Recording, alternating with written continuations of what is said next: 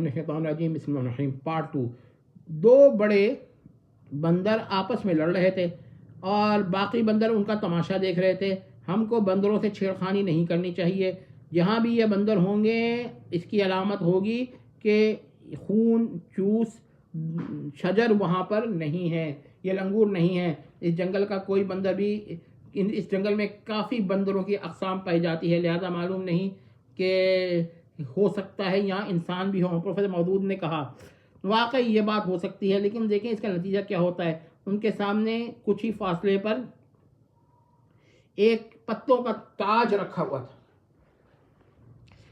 شاید وہ پتوں کے تاج کے لیے مقابلہ کر رہے تھے۔ سائیکلون 2 نے کہا اچانک معشوق کو معلوم نہیں کیا سوچا کہ اس نے تاج اٹھا کر اپنے سر پہ رکھ لیا۔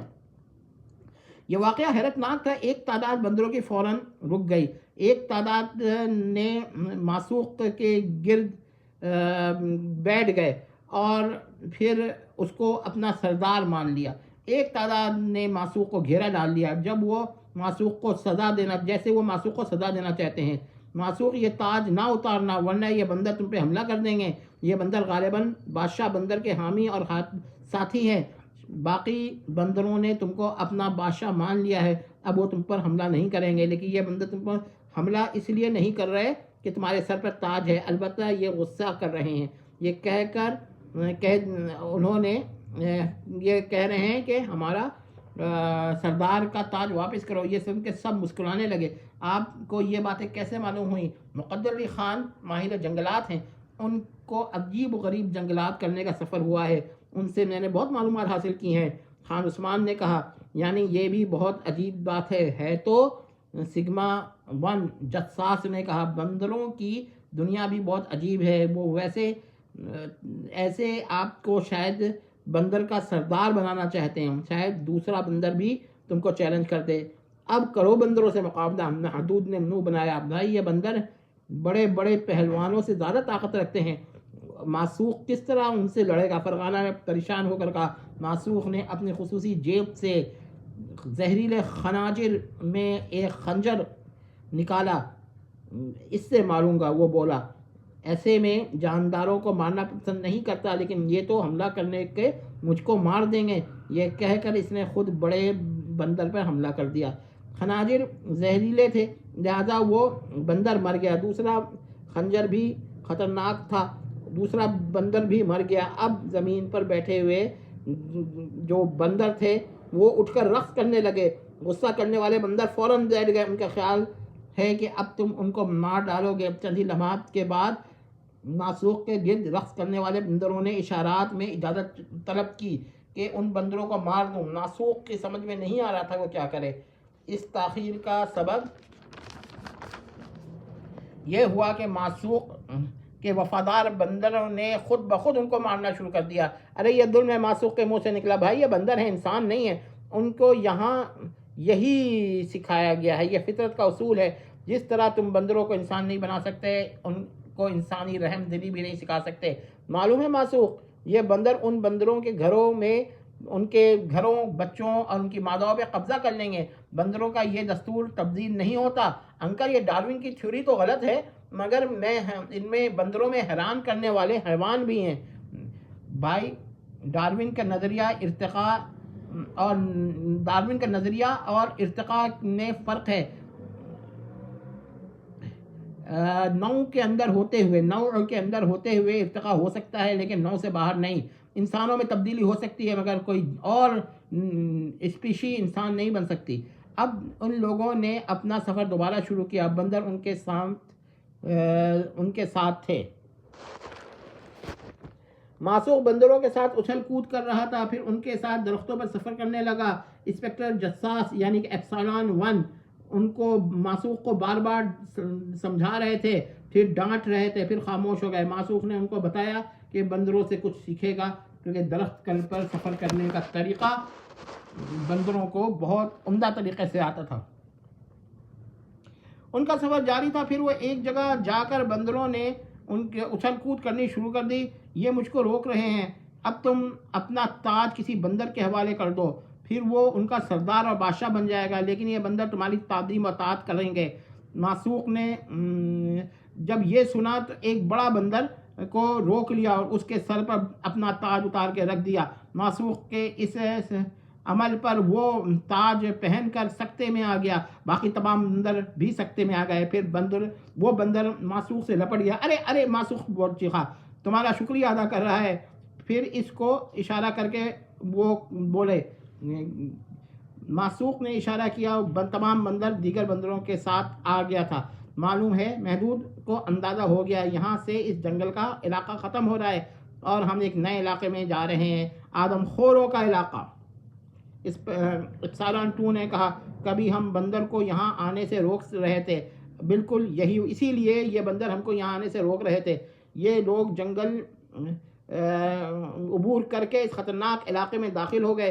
ارے یہ تو آپ لوگ کہاں جا رہے ہیں؟ انہوں نے ایک صوت یعنی ساؤنڈ یا وائس سنی، آواز سنی۔ یہ کون ہے؟ اپسالون 2 احکام نے کہا، ارے میں ہوں۔ انہوں نے دیکھا ایک خرگوش تھا، خرگوش بول رہا تھا۔ وہ حیران رہ گئے، یہ تم کون ہو؟ خرگوش نے سوال کیا، پہلے یہ بتاؤ تم بولنے والے کیسے ہو گئے؟ انہوں نے خرگوش سے پوچھا، یہاں کے لوگ آدم خور ہیں لیکن خرگوش کو دیوتا مانتے ہیں، یعنی منی گاڈ یا ارے ان کے منہ سے نکلا، صرف چند لاکھ سال قبل ایک سیارے سے ہم لوگ یہاں آئے تھے۔ یہاں ہماری بڑی کالونی ہے، لیکن ہم پہچان لیتے ہیں کون ہمارا دوست ہے، کون ہمارا عدو ہے یعنی دشمن۔ آپ لوگ وعدہ کریں کہ کسی کو ہمارے بارے میں، ہماری موجودیت کے بارے میں نہیں بتائیں گے تو ہم آپ لوگوں کو جنگل پار کرا دیں گے، آدم خوروں کا جنگل۔ لیکن تم یہاں کیوں آئے؟ ہمارے آباء و اجداد کے مطابق ہم کسی اور سیارے کے لوگ تھے، مگر وہ یہاں آ گئے، معلوم نہیں وہ لوگ کیوں آئے تھے۔ انہوں نے ہمیں اس کی تفصیلات نہیں بتائیں، یا بتائیں تو وہ ہمارے وقت کے ساتھ ساتھ ہم بھول گئے۔ لیکن میں آپ کو تماشا دکھاتا ہوں۔ وہ اٹھا، خرگوش کا اٹھنا تھا کہ وہ چھوٹا سا ڈوارف یعنی بونا سا بن گیا اور اب وہ انسانوں کی طرح چل رہا تھا۔ ہم لوگ انسان اور خرگوش دونوں کی طرح چل پھر سکتے ہیں، لکھائی پڑھائی بھی کر سکتے ہیں۔ ارے اس جنگل میں قلم کہاں سے ملتا ہے؟ اس مرتبہ پروفیسر مودود نے حیران ہو کر پوچھا، ہم کوئلہ جلا کر زمین پر لکھتے ہیں۔ اور وہ ہنسا، ہم اس کے پار جانا چاہتے ہیں، وہاں ہم کو کچھ معلومات اکٹھی کرنی ہے۔ مجھ کو نہیں معلوم وہاں کیا ہے، خرگوش نے کہا، البتہ آپ کو آدم خوروں کے قبیلے کے بارے میں بتاؤں گا اور اس کے پار لے جاؤں گا، میرے ہوتے ہوئے آپ پر وہ حملہ نہیں کریں گے۔ وہ لوگ خرگوش کے سربراہی میں سفر کرنے لگے۔ ان کے سامنے جنگلی بڑی تعداد میں آگ جلا کر اس کے گرد رقص کر رہے تھے، لیکن یہ خرگوش کوئی سازش نہ کر رہا ہو سکتا ہے آدم خوروں نے ان کو دیکھا تو حملہ کر دیا، لیکن خرگوش کی آواز نے ان کو روک دیا۔ وہ متأدبانہ یا مؤدبانہ کھڑے ہو گئے۔ پھر خرگوش باوقار طریقے سے آگ میں چلا گیا۔ وہاں آگ جل رہی تھی، آگ نے اس کو نہیں جلایا۔ یہ لوگ سرحد پار کے مہمان ہیں، وہ بولا، ان کو جانے دو، میں یہیں سے آپ کے ساتھ 2 ساتھی بھی بھیجوں گا، یہ لوگ آپ کو سرحد کے پار لے جائیں گے جہاں سے ہمارا علاقہ ختم ہو جائے گا، لیکن یہاں کی اور جنگی قبائل ہیں، وہ آپ کو مارنے کی صحیح کریں گے۔ وہ اگر آدم خور نہیں ہے مگر بلا کے قاتل ہیں، ٹھیک ہے آپ جائیں، اپنے سفر پر روانہ ہو جائیں۔ یہاں پر ان لوگوں نے پانی، مشکیزیں سب بھر لیے کیونکہ یہاں کا پانی کافی تعداد میں تھا، اور اب وہ انہوں نے دوبارہ سفر شروع کیا۔ اب اچانک ان کا سفر چند متحیر العقول واقعات پر مبنی تھا۔ پروفیسر مودود خیال عمیق میں مستغرق تھے، پھر اچانک کہنے لگے، عین ممکن ہے یہ علاقہ وہ ہو جہاں ماضی میں کسی سیارے سے اشخاص آ کر مقیم ہو گئے ہوں۔ یہ اشجار بھی غالباً اسی سیارے سے لائے گئے ہوں گے، کیونکہ کرۂ ارض پر عام طور پہ یہ اس قسم کے شجر نہیں پائے جاتے۔ پھر کہتے کہتے وہ رک گئے۔ آپ کیا کہنا چاہتے ہیں؟ انہوں نے جینیاتی تبدیلی یعنی جینیٹک میوٹیشن سے ان کو بنایا ہے؟ ہو سکتا ہے یہ بات بھی ہو، یہ بات بھی میرے ذہن میں آئی تھی مگر زبان پر نہیں آ رہی تھی۔ ان کا سفر جاری تھا، یہ لوگ اب چلتے ہوئے ایک خطے میں داخل ہو گئے۔ سرحد پار کر کے وہ ایک خطے میں پہنچے۔ اپسالون 1 کے منہ سے نکلا، ہم کو راستہ غلط بتا دیا گیا۔ مجھ کو ابتدا سے خرگوش پر شک تھا، اس نے ہم کو جان کر اس جانب روانہ کر دیا ہے۔ کیا آپ کو اندازہ ہے کہ ہم راستہ بھٹک چکے ہیں؟ مجھ کو ابتدا سے اس پر شک ہوا تھا، پھر اعتماد ہو گیا۔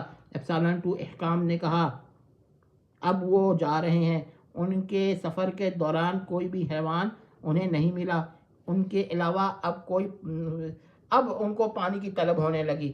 تقریباً 3-4 دن کا سفر تھا اور یہ لوگ اتنا چلے تھے کہ پانی کی کمی ہو رہی تھی اور وہ چاہ رہے تھے کوئی تالاب سے مزید بھر لیں، اگرچہ پانی مکمل ختم نہیں ہوا تھا۔